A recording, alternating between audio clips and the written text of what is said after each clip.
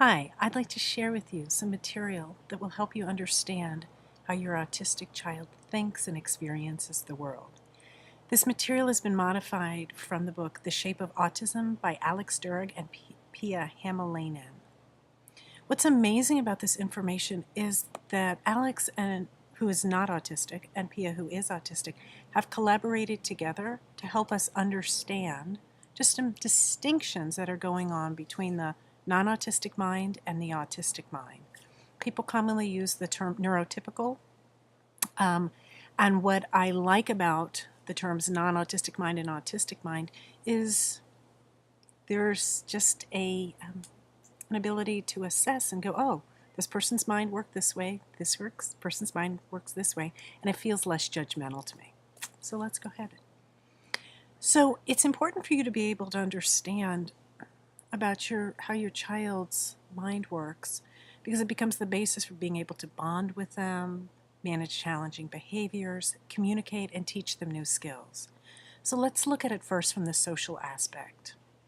So you can see here, I've categorized on the left is how the non-autistic mind works, and on the right is how the autistic mind works. We're just going to look at the social piece. We all know that autistics appear to be functioning different socially, but let's look at really what that is. So for the people who do not have autism, like myself, that have a non-autistic mind, our perception is everyone should be social, right? Whereas for the autistic mind, they're working in parallel universes, and you can see this how there's the lack of reciprocal communication or play that's going on. Because everybody is social, right, according to the non-autistic mind, we look at manners and etiquette. For the autistics, it's about kind contact. And for those of us who are close to autistics all the time, we know how sensitive they are to people's kindness and their responses. For the non-autistic mind, we're always gauging everything by social thinking. Okay, what am I doing in response to another person? How are they going to respond? This is this constant back and forth. Whereas the autistic mind is computing information based more on how a computer thinks. It does not mean that they're a computer or robotic, but they see things more systematically. For the non-autistic, we tend to have an enthusiastic ritual reading. Oh, hello, I'm so happy to see you, right? For the autistic, there's a strong need for personal space. However, when an autistic feels very close to you, they can and will deeply bond with you, they will create that closeness. But that may be, just for a few people, where for non-autistic people, we tend to have a larger array of relationships. Social person, it's all about being reciprocal. I say something to you, you say something to me, and there's this constant flow. For the autistic, there is the non-reciprocal self, or they're just directed more towards themselves.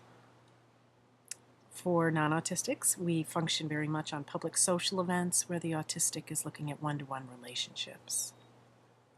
The non-autistic person is very tuned into social norms and behavior, where the autistic just needs rules. They need systems and they need structure.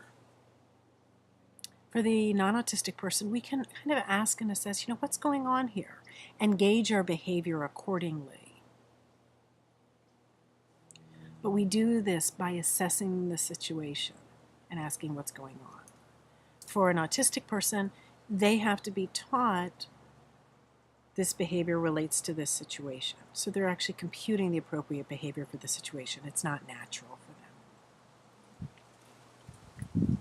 Non-autistic people are very reliant on other people, where autistic people are reliant, what they're saying is architecture and structure, picture systems, visual systems, the way the environment is set up. And lastly, I really appreciate this one, for the non-autistic mind, we're looking at social normalcy. Right? Everything is based on these social cues and normalcy. And for the autistic person, it's autistic normalcy. So there's never a right or wrong. It's just you can see that they're different. And I want you again to help you understand how your child is processing information, okay, and why it may be very challenging for them to have, social relationships. If you're interested in finding out more information about this, Feel free to go to my website at www.marcylebowitz.com or click on the link below. Thanks. Bye.